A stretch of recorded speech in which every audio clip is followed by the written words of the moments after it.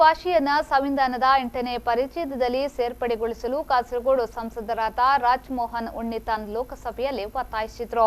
ಕರ್ನಾಟಕದ 2 ಕರಾವಳಿ ಜಿಲ್ಲೆಗಳು ಮತ್ತು ಕಾಸರಗೋಡು ಜಿಲ್ಲೆಯ ಬಹುತೇಕರು ದ್ರಾವಿಡ ಭಾಷೆಗಳಲ್ಲೊಂದಾದ ತುಳು ಭಾಷಿಕರಾಗಿದ್ದಾರೆ. 2011ರ ಕನಿಷ್ಮರಿ ವರದಿಯ ಪ್ರಕಾರ ಸುಮಾರು 18,46,427 ಜನರು ತುಳು ಭಾಷಿಕರಾಗಿದ್ದಾರೆ ಎಂದು ಹೇಳಿದರು.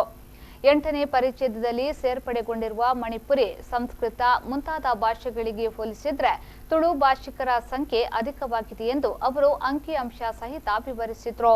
ತುಳು ಭಾಷೆಯನ್ನ 8ನೇ ಪರಿಚ್ಛೇದದಲ್ಲಿ ಸೇರ್ಪಡೆಗೊಳಿಸಿದಲ್ಲಿ ಸಾಹಿತ್ಯ ಅಕಾಡೆಮಿಯಿಂದ ಅಂಗೀಕಾರ ಲಭಿಸುವುದು ಮಾತ್ರವಲ್ಲದೆ ಇತರ ಭಾಷೆಗಳಿಗೆ ತುಳು ಸಾಹಿತ್ಯ ಕೃತಿಗಳನ್ನು ಇತರ ಭಾಷೆಗಳಿಗೆ ಅನುವಾದ ಮಾಡಲು ಸಾಧ್ಯವಾಗಲಿದೆ. ಸಂಸತ್ ಸದಸ್ಯರು ಮತ್ತು ಶಾಸಕರಿಗೆ ಪಾರ್ಲಿಮೆಂಟ್ ಮತ್ತು ವಿಧಾನಸಭೆಗಳಲ್ಲಿ ತುಳುವಿನಲ್ಲಿ ಪ್ರಶ್ನೆಗಳನ್ನು ಕೇಳಲು ಮತ್ತು ನಾಗರಿಕ ಸೇವಾ ಪರೀಕ್ಷೆಗಳಿಗೂ ಸೇರಿದಂತೆ ಅಖಿಲ ಭಾರತ ಮಟ್ಟದಲ್ಲೂ ಪರೀಕ್ಷೆಗಳನ್ನು ತುಳುವಿನಲ್ಲಿ ಬರೆಯಲು ಸಾಧ್ಯವಾಗಲಿದೆ ಎಂದು ಅವರು ವಿವರಿಸಿದರು. ಕೇರಳ ಹಾಗೂ ಕರ್ನಾಟಕದ ತುಳು ಭಾಷಿಕರ ಹಲವು ದಶಕಗಳ ಬೇಡಿಕೆಯನ್ನ ಸಂಸದರಾದ ಉಣ್ಣಿತಾನ್ ಲೋಕಸಭೆಯಲ್ಲಿ ಮಂಡಿಸಿದರು. 2018ರಲ್ಲಿ ಯುನೆಸ್ಕೋ ಚೈನಾದ ಚಂಗ್ಸಾದಲ್ಲಿ ಆಯೋಜಿಸಿದ ಯುಯುಲೋ ಘೋಷಣೆಯ ಕೆಲವು ಆಯ್ದ ಭಾಗಗಳನ್ನು ಓದಿ ಸಂಸದರು ಶೂನ್ಯ ವೇಳೆಯಲ್ಲಿ ತುಳು ಭಾಷೆಯ ಅಂಗೀಕಾರಕ್ಕಾಗಿ ಒತ್ತಾಯಿಸಿದರು. UN is observing 2019 as the International Year of Indigenous Languages. In this context, I would like to invoke the ULU proclamation made by the UNESCO as Shahinshah, the People's Republic of China in 2018. It says, the protection and promotion of linguistic diversity helps to improve social inclusion and partnership.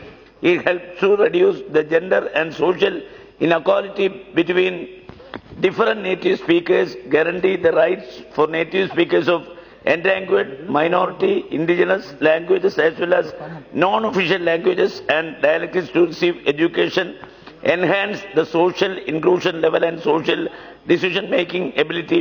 I raise here the long-pending aspiration of the minority and non-official linguistic community called Tuluva people. The native speakers of the language Tulu are referred as Tuluva. Tulu is a Dravidian language whose speakers are concentrated in 2 coastal districts of Karnataka in southwestern India.